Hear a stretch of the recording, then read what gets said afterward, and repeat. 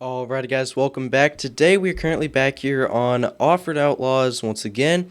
As you guys can see here, currently out here in the K5 BLAZER here.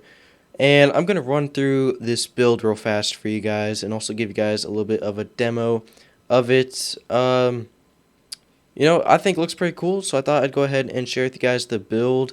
It's not too expensive, it's not too crazy and out there. It's just what I would make my K5 BLAZER look like in real life if I did own one. So without further ado, let's hop straight into the build. I hope you guys do enjoy today's video. Once again, leave a like if you guys do enjoy today's video and enjoy the build as well. So let's go ahead and hop straight into everything I've done to it. Starting off first into upgrades here. I like doing these build videos and build guides for you guys because if I do feature trucks such as these in videos, you guys want to see build videos on them. So I just thought I'd go ahead and get this one out of the way real quick before I put it in the next video I'm going to be putting out with this truck in it soon. Or this SUV in it soon, I should say. So let's hop straight into everything. It has maxed out power, grip, weight, and durability, as well as a diesel swap. But really, I can change that. I don't really like diesel swaps on these vehicles in particular, especially with these this specific exhaust setup. So now it'll shoot lots of flames and it'll look good coming out of these pipes. So I think that's really up to you if you want to do a diesel swap or not. But let's go ahead and go into customize first, or next I should say, and let's go into body. And stock bumper in the front, stock bumper in the rear. It's up to you if you want to take it off. I personally prefer it with it on. Just makes it a little bit more classy because it's not as rounded off as it should be. Otherwise, then I'd run no bumper. We are running cutout fenders, no steps, little light bar in the front, modern light bar, pretty new. No snorkel, no horns. For a little nice touch, you could throw on a spare tire in the rear, but I'm not too sure if that's really necessary. For exhaust, you guys already know this one. Here it is. Let's skip through what I do have. For headlights, they are some bright LEDs. Gun rack in the back, of course. Just thrown in the back there. As you guys can see, I do have some repair supplies and no tow mirrors.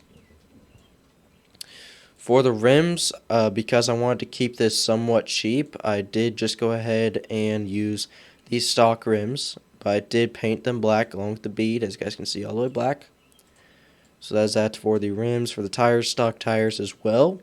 And for the paint job, I've gone ahead and used this paint color right here with my window tint all the way dark. And for the secondary color, it starts out about right here, so I went ahead and just made it all the way black. And that's really it for customization, I believe. Nothing else to go over for tuning. So there's two different suspension types featured on this build. Obviously, I like to use heavy duty because I have lots of gold.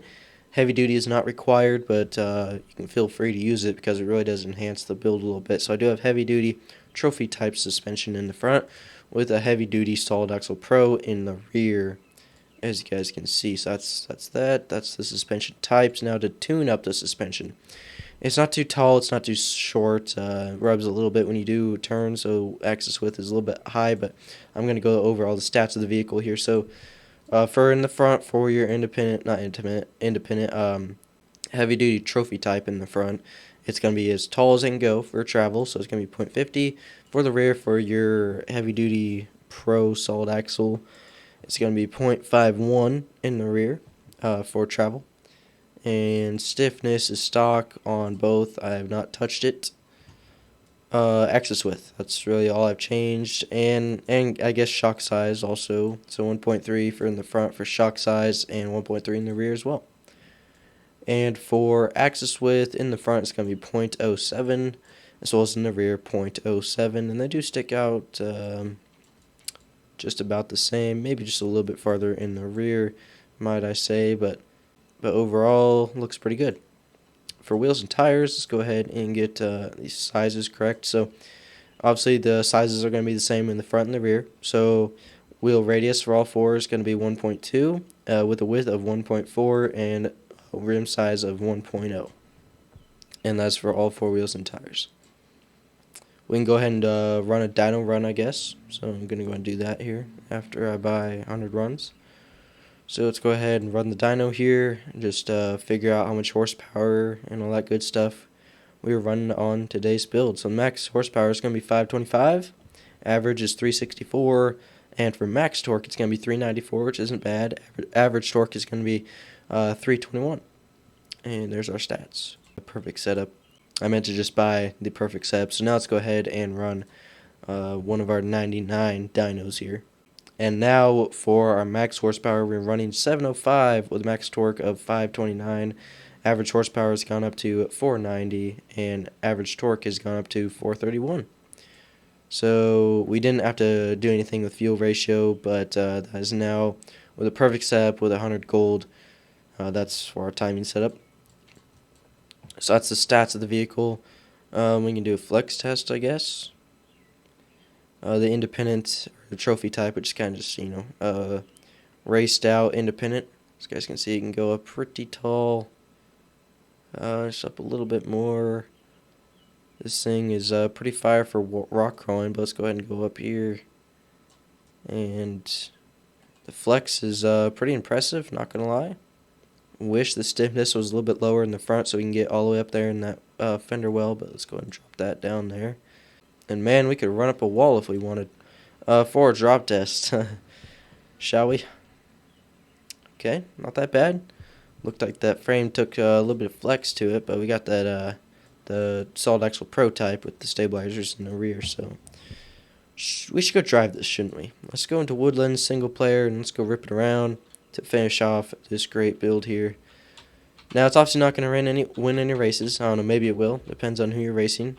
Optional things you can do with this build is diesel swap, make it a manual gearbox, change suspension types to solid axle pro in the rear, but this is just kind of like a base. You can build it like this and then put on your finishing touches to make it like yours. And we're from bumpers to light bars to the color, stuff like that. But I know a lot of you guys like when I do these build videos, so I just thought I'd share one with you guys here today. So hope you guys do like today's video and today's build. Let me know down below in the comments what you guys do think of it, as well as leave a like if you guys did enjoy today's video. And something we should try out real quick is in rear wheel drive. Go ahead and check out its mudding capabilities here. Thing wants to wheelie very easily. I don't know why. But rear wheel drive, we are plowing through the mud like it's nothing. Let's do some four wheel drive action here. And we are just flying through. We can go and wash it off here in the water. But overall, pretty nice build. So would love to hear you guys' feedback and opinions on it. With that, thank you guys so much for watching. And subscribe if you're new and you haven't already. And turn on those post notifications to never miss a new daily video from me. And with that, guys, thank you guys so much for watching. And with that, I'll catch you guys very, very soon in the next one.